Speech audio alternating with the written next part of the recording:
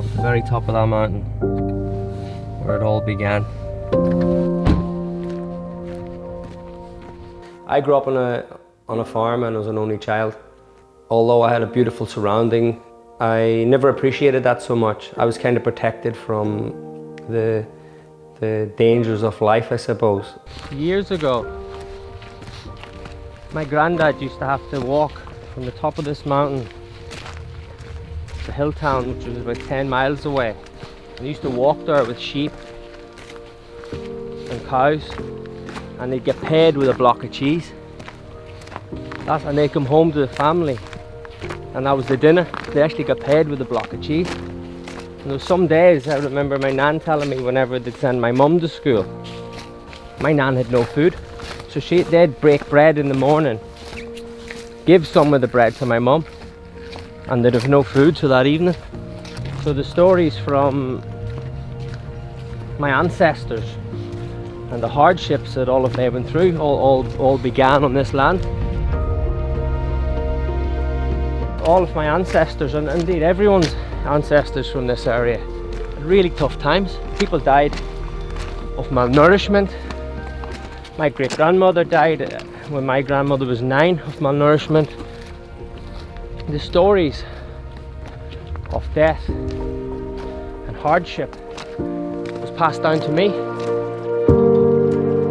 My granddad saw me climbing over a gate and killing me.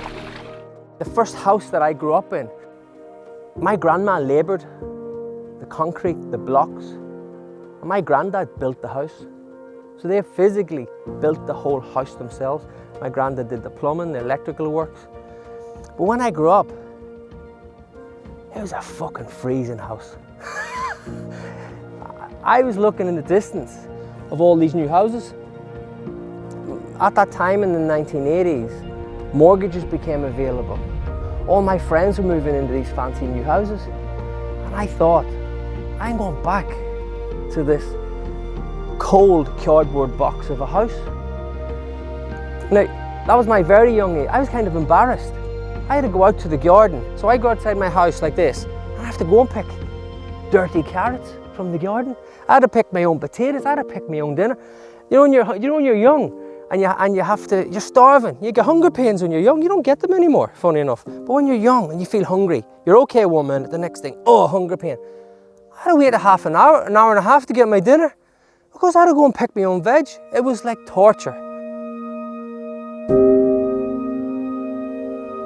My granddad unfortunately did pass away when I was 11. I didn't see the best of him because by the time I was 5, he started developing Alzheimer's. But from all the stories of what I've heard about him and the legacy he left behind with the buildings that he built and the farm that he created, he was an amazing guy. Try and get cars over the road. We were snowed right in. My early memories was amazing of my granddad because he used to take me out on the farm. I used to watch him when he's calving cows or working the land or with the sheep, and he would always teach me, but I was very young, so the early memories is just of being with him. The skills and the knowledge couldn't really be passed down to me so young. We're now about 100 meters from the top of our mountain. Well, technically it's called a hill. It's quite sad now to see how there was so much life on this farm.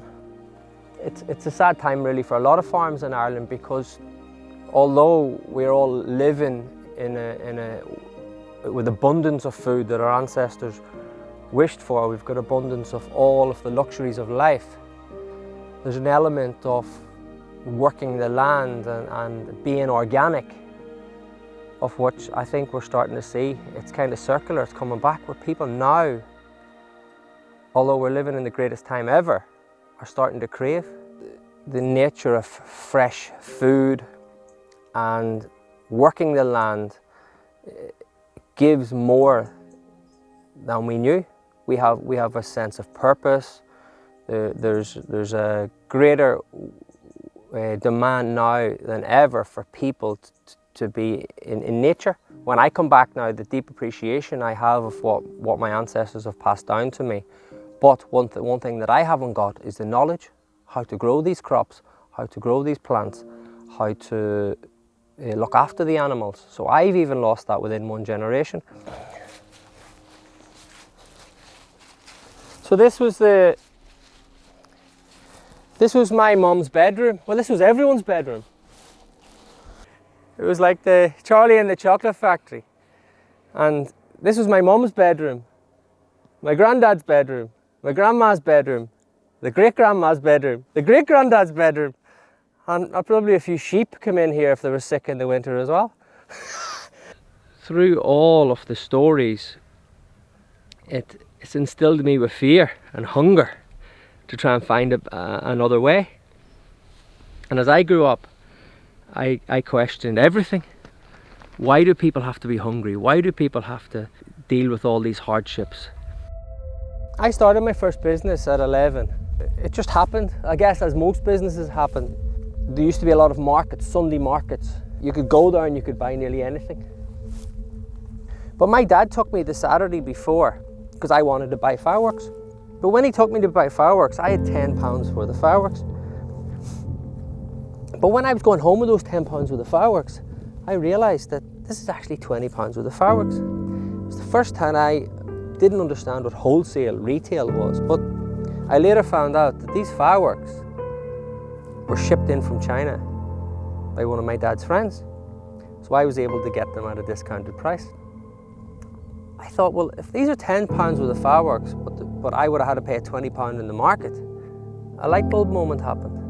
And I thought, well, I could just sell these to my friends. I realised for me, I didn't want to tell my mum and dad because I thought they'd object. So I realised what I better do is, I better figure out how to get some money together. So the only money I had was my dad used to give me £5 pocket money. And my mum would give me £5 dinner money. That was £10 a week. So I decided the only way to do this was to starve. So I didn't eat dinners, lunches, or anything for 4 weeks. Breakfast until the evening. And I was starving. I had never as much.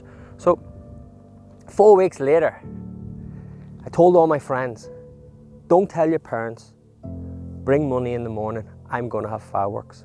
And I went to my dad's friend and said I want £40. It was actually £39 worth of fireworks because it cost £1 to get on the bus. I returned and I went home that day. The next morning I doubled my money at £78. My school bag was empty. I had one pen in my top pocket. I remember it bust all over my shirt because I didn't know where to put it, so I just put it in my top pocket. But I was hooked.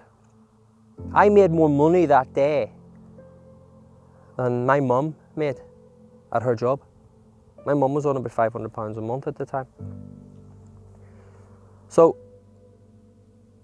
within the month of October, I made £2,000 as an 11-year-old. But I figured out the only way I'm going to get out if I can make my own money. Because hard work alone, my mum worked hard, my dad worked hard, my grandparents worked hard, every single person in the country worked hard.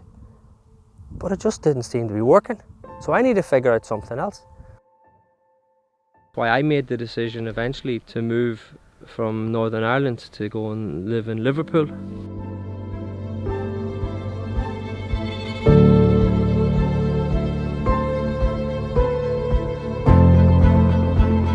By the age of 18, I had amassed a small fortune, and as most children do, the parents try to get them to build a house on the farm. So my mum decides to help me on that project. And I remember thinking, a house? I don't want a house. What would I need a house for? I live in my mum's house. I live with my nan. Why do I need a house? I really don't want to build this house, but my mum took me to see an architect, took me to a builder, got plans drawn up. I thought this was a complete waste of money. I thought actually my mum's taken my money and it's buried in the ground. Thankfully I was able to pay for the house cash. Little did I know from years later what I had spent about £75,000 on was worth £250,000. I guess the moral of that story is if you trust in people and you're around good people and they're trying to guide you in a direction, you don't always need to know the end result there and then. And I just believe that if my mum wanted me to build a house and she was willing to put the effort in and she cared about my future so much, that I should really go with it, and what's the worst could happen?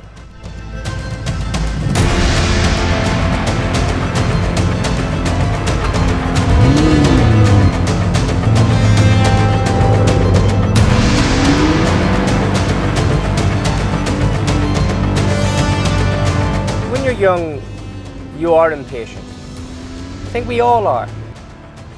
What I have now is actually hard work, is discipline that I've learned over the years, but a lot of it was instilled in me. The seeds were planted.